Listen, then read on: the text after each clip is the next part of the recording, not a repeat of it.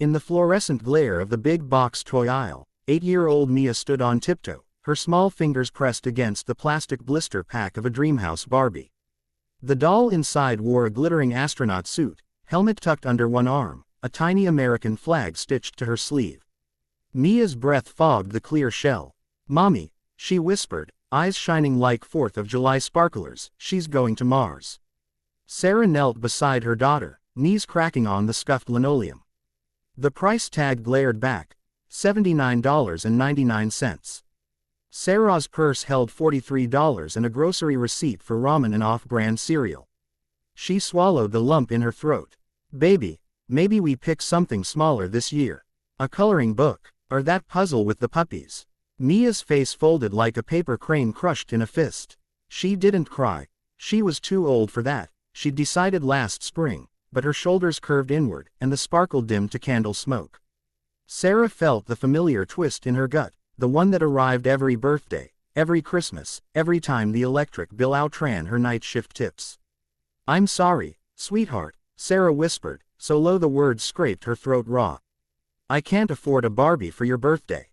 Mia nodded once, brave and brittle, and placed the box back on the shelf with the care of a bomb tech. Sarah took her hand, and they walked past aisles of plenty toward the automatic doors that whooshed open like a sigh. Outside, the November wind knifed through Sarah's thrift store coat. She buckled Mia into the dented Corolla, its back seat littered with library books and a single mitten.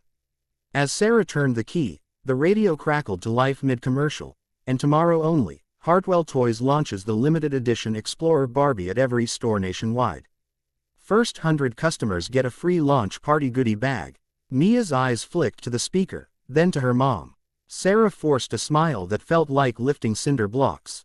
"We'll have cake," she promised. "Chocolate with the swirly frosting you like." That night, Sarah worked the late shift at the 24-hour diner off I-95.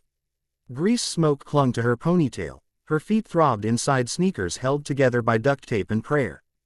Between refilling coffee for truckers and wiping syrup off Formica, she sketched on an order pad. A cardboard rocket ship, aluminum foil stars, a Barbie drawn in blue ballpoint with a paperclip helmet. She labeled it Mia-1. The sketch looked ridiculous next to the glossy catalog cutouts taped above the prep station, but it was hers. At 2:17 a.m., the bell above the door jingled. A man in a charcoal overcoat stepped inside, snowflakes melting on broad shoulders. He carried no briefcase, no entourage, just a paper cup from the rival coffee chain across the highway. He chose the corner booth, the one with the wobbly leg, and opened a leather notebook. Sarah approached, pen poised. "Coffee." He glanced up, steel blue eyes, laugh lines deep enough to hide secrets. "Decaf, please." "And whatever pie's left," she returned with a slice of apple a la mode. He ate in silence, then asked, "Long night?"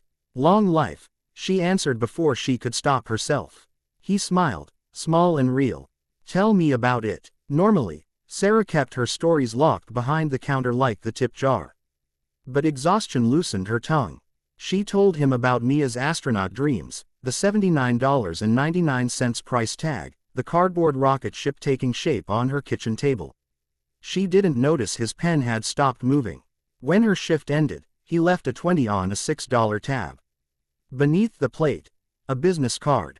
J. Hartwell, CEO, Hartwell Toys. Sarah stared at it until the letters blurred, then stuffed it into her apron, certain it was a prank. The next morning, Mia's birthday. Sarah woke to the smell of smoke. She bolted upright. The kitchen light flickered. The ancient toaster had shorted out again. On the table sat the cardboard Mia-1, half finished, now singed at one corner. Sarah's eyes stung. She scraped together pancake batter anyway, adding blue food coloring because Mia once said the moon was made of blueberries. Mia blew out 8 candles on a lopsided cake. She opened her gifts.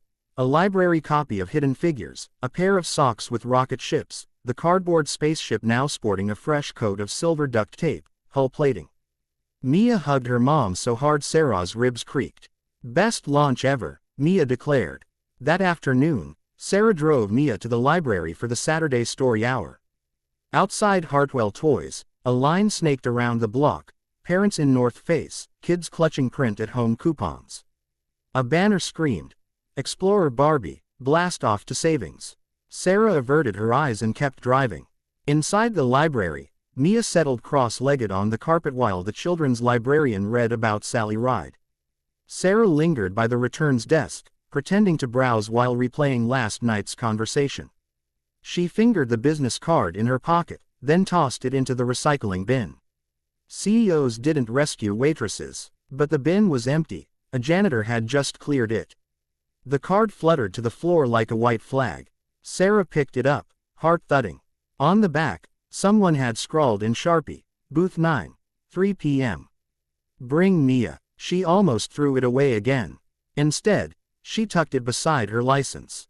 At 2:57 p.m., Sarah stood outside Hartwell Toys, Mia's hand sticky with nerve sweat. The line had dwindled to a handful of stragglers. A security guard waved them past the velvet rope. Inside, the store had transformed into mission control. Cardboard Saturn V rockets hung from the ceiling. Dry ice fog curled around faux moon rocks. Employees in NASA polo shirts handed out glow stick, oxygen tanks. Booth 9 was a pop-up podcast studio draped in black curtain. Microphones, ring lights, a banner. Live from Launchpad, stories that reach the stars. Behind the table sat the man from the diner, J. Hartwell, now in a Hartwell Toys hoodie, sleeves pushed up to reveal a tattoo of the Orion constellation. He stood when he saw them. "Mia," he said, crouching to her eye level, "I hear you're building a rocket." Mia's mouth opened, closed. She managed a nod. Sarah found her voice. "What is this?" "A birthday present," Hartwell said simply. He gestured to the chair opposite him. "Mind if we record 5 minutes?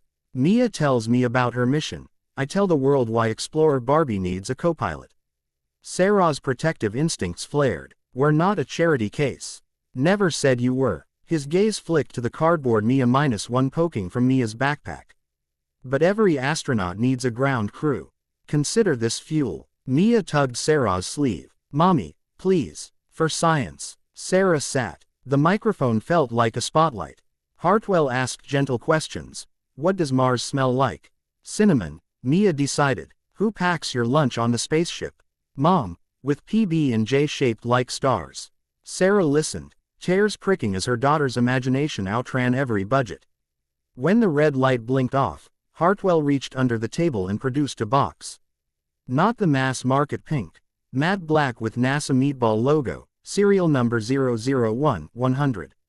Inside, Explorer Barbie, but the face had been hand-painted with Mia's freckles, the name tape on the suit reading Captain M. Ramirez. A tiny patch on the sleeve matched the Mia -1 logo Sarah had sketched on her order pad.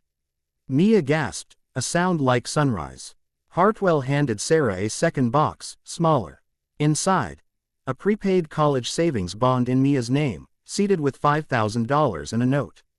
"First semester on us. Keep reaching." Sarah's knees buckled. She sat hard on the folding chair. "Why?" Hartwell's voice dropped. "Because 25 years ago, my mom was you. Single, scrubbing floors at the Holiday Inn, telling me the G.I. Joe with Kung Fu grip was on backorder forever. One Christmas, the night janitor, Mr. Alvarez, slipped her an envelope. Inside was the exact Joe, plus a card that said, 'Dreams don't check price tags.' I swore if I ever ran the toy factory, I'd be Mr. Alvarez for somebody else." He looked at Mia, now cradling the doll like a newborn. "Today, I get to keep that promise." The store PA crackled. "Attention, future astronauts. Captain Mia's launch window opens in T-5 minutes at the photo op moonwalk." Employees parted like Red Sea. A trampoline lunar surface had been set up near the Lego aisle. Mia bounced, Barbie aloft, laughter echoing off the rafters. Sarah watched, tears sliding unchecked. Hartwell offered his hand. "There's more." He led them to the stockroom. Pallets of Explorer Barbies waited, but one skid was wrapped in ribbon. A sign read, "Donated to Girls WHO Code, Greater Cleveland Chapter." Another pallet, "Local Women's Shelter." A third, "Sarah's Diner Toy Drive." Sarah's voice cracked. "How?" Live stream went viral before we hit stop. ## Mia's mission trending nationwide. Donations poured in, enough to clear your overdue rent. fund the diner's broken toaster, and, he grinned, give every kid in your zip code a Barbie who looks like them. Sarah laughed through sobs, the sound rusty but real. That night, the diner closed early. Coworkers strung Christmas lights above the counter. Truckers hoisted Mia onto their shoulders while Sarah sliced a sheet cake donated by the bakery next door. Someone queued up Rocket Man on the jukebox. Mia, still in her NASA polo, stood on a stool and announced, "When I grow up, I'm building real rockets. And every girl gets a seat." Hartwell slipped in quietly, hoodie swapped for a flannel that almost made him anonymous. He ordered pie, apple, no ice cream this time, and left a $100 bill under the plate. On the back, in Sharpie, "Pay it forward when you can. J." Years later, when Captain Mia Ramirez touched down on the lunar South Pole with the Artemis X crew, Mission Control played a 30-second clip before the hatch opened. A little girl's voice, tinny but fierce, "Mars smells like cinnamon, and Mom packed the sandwiches." Ground Control laughed through tears. In the archived footage, you can spot a faded cardboard Mia -1 taped inside the Orion capsule, silver duct tape still holding strong. And somewhere, in a small Ohio diner that now serves blueberry moon pancakes every Saturday, a waitress with laugh lines deep enough to hide secrets refills coffee for dreamers. On the wall behind the register hangs a framed photo, a CEO, a waitress, and an 8-year-old astronaut-to-be, arms around each other under a banner that reads "Blast off to kindness." The sign beneath it, handwritten in blue ballpoint, still reads, "Dreams don't check price tags."